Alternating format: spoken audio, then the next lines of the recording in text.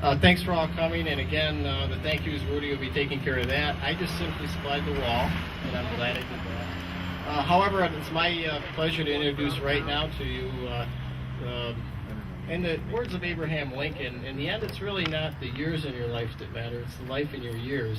And this next gentleman exemplifies that quote more than anybody I've ever met. Mr. Wayne Morrison is going to come up, and at this point, he'll hopefully reveal the mural and introduce the next speaker. Thank you all for coming.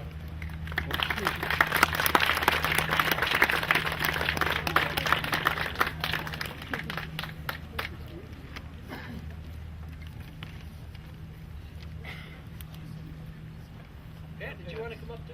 Oh, Pat, yeah. The first thing I'd like to say is, I've got some other things, but whoever, each and every one of you that had even the smallest part in this project, you've done a great service. This is a beautiful affair, and I'm proud to be the person that asked for it to be unveiled.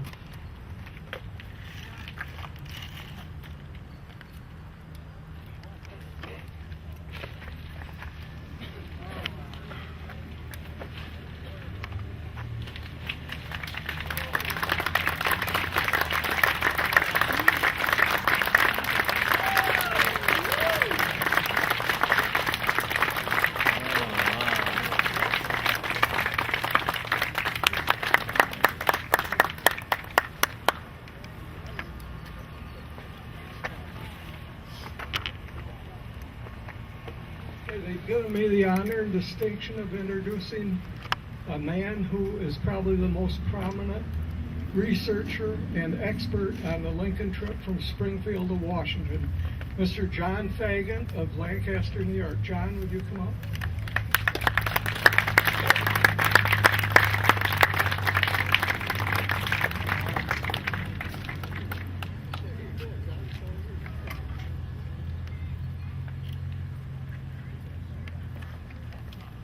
Thank you, Wayne. On February 11th, 1861, Lincoln started his inaugural journey. It was a 12-day journey. It went over 1,900 miles and through several states: Illinois, Indiana, Ohio, Pennsylvania, New York, New Jersey, Maryland, finally Washington, D.C. It was greeted with tremendous enthusiasm and excitement along the way. And on February 18th, the train left Buffalo. It's a little before 6 a.m. It came to Batavia around 6:30, Rochester around 7:30, and then it made a stop here in Clyde around 8:44 a.m. It was a wood and water stop. But while it was here, Lincoln came out on the back, and as you can see from the mural, he showed himself to the people of Clyde and the surrounding areas, and he spoke for a few minutes. Then the train went on. And the question becomes, why is this so important? It was only a 5-minute stop. It was only a 12-day journey. It was important because at the time, our country was going through the greatest crisis it had ever faced. After Lincoln's election, several southern states seceded from the Union, and at the time of this journey by Lincoln, several more were threatening to do so. Civil war looked almost evident. Leadership was needed, and people were looking to the new president. The new president, who they barely knew. He was from out west. Very few had seen photographs of Lincoln. Even fewer still had met him in person. So the cause came up, was he the man for the times? Was he the man who could lead us through this crisis coming on? That was part of the reason for this journey. This gave Lincoln the opportunity to introduce himself to the North, to the people of the North, but it also gave the people the opportunity to see their new leader. Was he up for the challenge? And was he truly the man that the country needed at this time? Well, history has proven out that he did come up to that challenge, and his presidency has gone down for, if not the greatest, certainly one of the top. And the stops along the way were and are, if we look back in history, considered to be quite an honor for all those places. And Clyde certainly, with his honor today, has shown her pride and showing something for Lincoln and what was really the beginning of his inauguration. Thank you.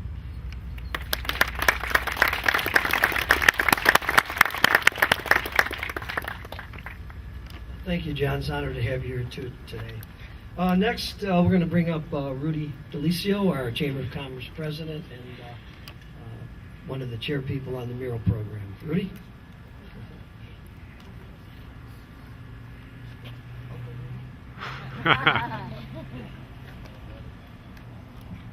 Thank you, Steve. Good afternoon. On behalf of the Clyde Chamber of Commerce, I'd like to welcome you and thank you for coming downtown today.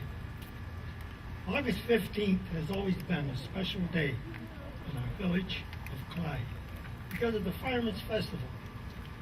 But this year, the dedication of the mural, dedicating President Abraham Lincoln's train stop in 1861 and lauded to his inauguration, is another reason to gather and celebrate.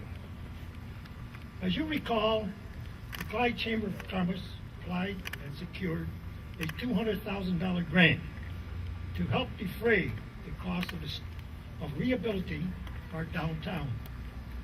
The Mural program is an offshoot of this endeavor. It is a program that has been nurtured by many individuals from our community. At this time, I would like to recognize and graciously thank those who played an important part in the Mural program. First, Sharon Lilla, County Planning Department, who wrote the rehabilitation grant. Next, Amy DeAngelis, Project Administrator, who devoted many hours to meeting with us weekly to keep the progress flowing on target. The Clyde Chamber of Commerce for their interest in revitalization effort for Clyde. I'd also like to thank Ken DeSanto, my faithful counterpart throughout the process for 2.5 years, for his valuable inputs and his, I don't know, I just can't read that one. I wrote it anyway. Bertha Canalizio, the Chamber Treasurer, Carl Treberio, Program Treasurer, Jerry Bates, Fundraising, and Aki Zaccarella, my secretary, who has handled many clerical duties.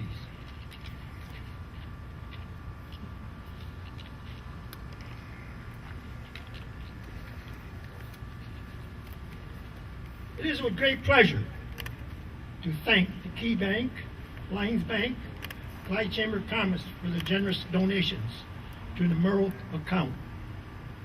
Wayne Morrison, local author, historian, who researched Lincoln's inaugural train stop in Clyde. Robert Gillespie, the talented artist who worked with Wayne to create this authentic mural. The various committee members who gave their time and talent.